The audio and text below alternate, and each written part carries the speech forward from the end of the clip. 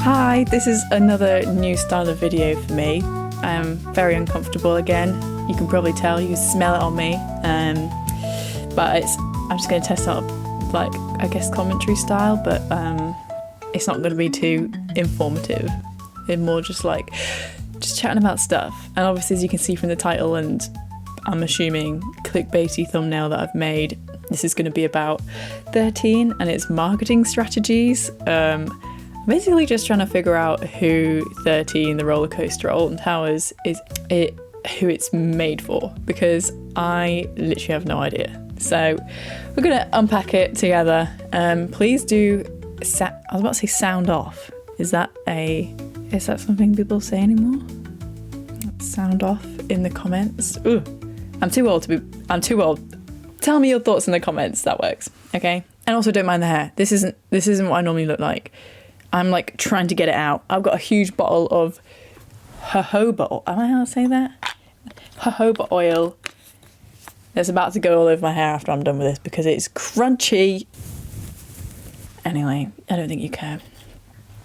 So we're gonna decode Alton Towers polarising psychoaster 13 and its contested audience. So 13 has been at Alton Towers for over a decade now, so I recognise this isn't like a hot topic. But I've never had an answer to who is this made for. It's one of the Alton Towers' most fascinating case studies in expectation for a roller coaster versus reality. In 2010, 13 was marketed as a revolutionary psycho coaster, blending psychological terror with groundbreaking, well, hey, that's a good pun, freefall technology. It's made by Intamin. I might be wrong, I think it was a world's first in terms of freefall. It was described as a family-friendly dark ride to some and a disappointing thrill void to others. So Alton Towers' 2009 to 2010 marketing campaign for Secret Weapon 6, following the normal secret weapon number naming procedure they have for their rides, remains one of Merlin's most audacious psychological operations. So leaked press releases suggested age restrictions over 16, daily ride quotas, liability waivers and stuff. That was all sort of what enthusiasts were basing their expectations on. Boot camp challenges invited thrill-seeker riders to compete for the world's ultimate job as test riders on 13. Another interesting thing, just to expand on this, that I found was on the Wayback Machine, which my husband helped me use, was on the 1st of April, which maybe means it was an April Fool's thing. In 2010, they had this website up on Alton Towers' site. I don't even know what any of this means, but they had this saying, many applied, only a few brave souls were invited to boot camp to determine who would get the ultimate job, to be the first to ride 13. It says that they faced unknown terror from an ancient crypt, some kind of psychological tests, I'm guessing, dunno, and probably a little game here. It doesn't even look like a real website, does it? It just doesn't look real, but this was up and running, and that's where I got that information from. There were teaser videos depicted archaeologists fleeing from supernatural forces, while some micro advertisements suggested that there was unprecedented intensity on the ride. The crescendo culminated on GMTV's live first ride reveal of the freefall mechanism. Classic. This is a classic video. I think about this all the time. I think that's the one where he's like, well, hey, that was a bit timid. I don't know. It's a hilarious video. This is the video I was referring to, but the actual video that was promotion for 13 is the one coming up. Oop, little jolt there. Okay, let's go. How are you feeling, Marcella? Pretty nervous. See you soon. Oh no! Oh god! Oh god! Oh my god! No! And now it's going backwards! Oh, my husband's home. Hi, Bookie. Oh, whammy. Ah! Okay, I've got some statistics now. It's something about eye. So the Hype 13 made people think it was going to be Europe's answer to what America has over there with their wonderful, amazing hypercoasters and stuff. which is setting, if you've ridden 13, you know that this was setting expectations a bit high, very high. So there's some survey statistics here that hopefully you'll find interesting. So the park exit survey showed that 93.4% of people knew about the ride that were going into the park, with only 41% saying that it was their primary visit motivator. But the rider satisfaction scores told a different story. While 89% expressed satisfaction, only 5.4% reported a disappointment. I would say that in terms of as a group of enthusiasts, I'd say it was a bigger group that were disappointed. And the ride's 1.2 metre height requirement allowed 7-year-olds access to what was billed as an extreme experience. So I went to Alton Towers literally just this summer with one of my friends and her son, who I think is like 7 or 8, and he wouldn't go on 13 even though he was tall enough to, but he did go on Sonic Spinball, which arguably is a more intense ride experience, but the theming was too scary for him and he had to back out as we were getting on the ride. What a weenie. No, I'm kidding.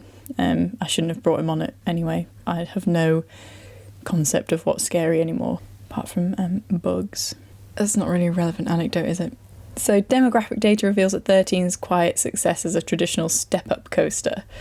So transitioning from maybe the Mine Train or what other family coasters were there at the time? Something from CBeebies Land, moving on to bigger rides. This was a good transitional roller coaster. That's apparently what Alton Towers' goal was with this. So one thing to consider is that if you are interested in a thrill ride, I guess you've got some more sensory accessibility from 13, like Galactica, which has, I guess, a similar level of physical thrill. I don't know about that one. But you don't have the claustrophobia of the chest harnesses. You've just got lap bars. You can swing your arms around and not hit an element of the ride or the person next to you. Yeah, that's the claustrophobia I feel on Galactica, the elbows. Ugh, ew. It's sort of controlled adrenaline. I mean, the freefall apparently only generates 3.2 Gs. Not sure how that works. Is that negative Gs? That can't be true. And which is comparable to Tower of Terror at Disney, which is 3.5. But it's delivered horizontally rather than vertically. But I guess it's mainly the narrative immersion that is the thing that sticks out as, I guess, the best done thing about 13. So people who are between 1.2 metres to 1.4 who I guess can ride 13 but aren't just tall enough to ride the other coasters, say that it's good for kinetic storytelling. One parent noted, "My 9-year-old processed it as battling storybook monsters, not confronting mortality." Which is brilliant. That is so good. Yeah. Confronting mortality is sort of a theme that I guess you face in almost every roller coaster at Alton Towers. I say a lot of their theme is consistently death and darkness, so it's good that they thought of it like that. So this is a problem that Alton Towers have, where a lot of their innovation doesn't necessarily equal intensity or interest even.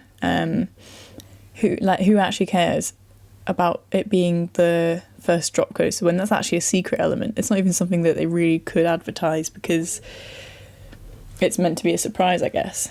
I don't know if that is true, but I don't know a lot of people who know about it who haven't ridden it. So there's a bit of a mixed opinions going on for 13 even now. I will probably mainly say that it's my favourite thing at Scarefest just because the flash from the photos blinds you so you can't see the rest of the track. But that's not even the point of the ride.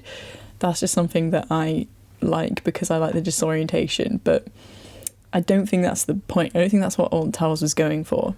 So does that make it a success? I don't even know.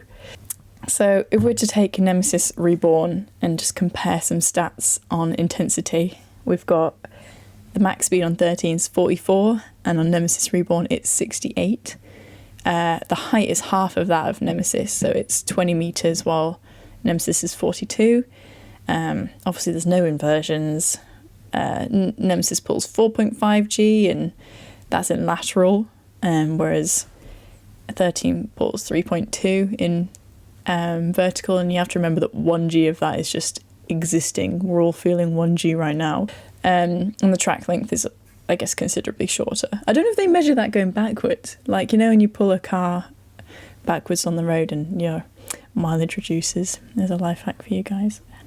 Another point is that when Alton Towers had its Big Six campaign, which was promoting people to, I guess, ride the Big Six roller coasters in the park, that was, I think you get like a free pass to come back or something if you did all 6 and all that. 13 was included in that, putting it like, they're like self-admitting them to themselves that is in the same category as like Nemesis and Galactica, which I just don't think it belongs there. It's such an in-betweeny, that's my cat, like confusing demographic that they're trying to aim at. I don't get it.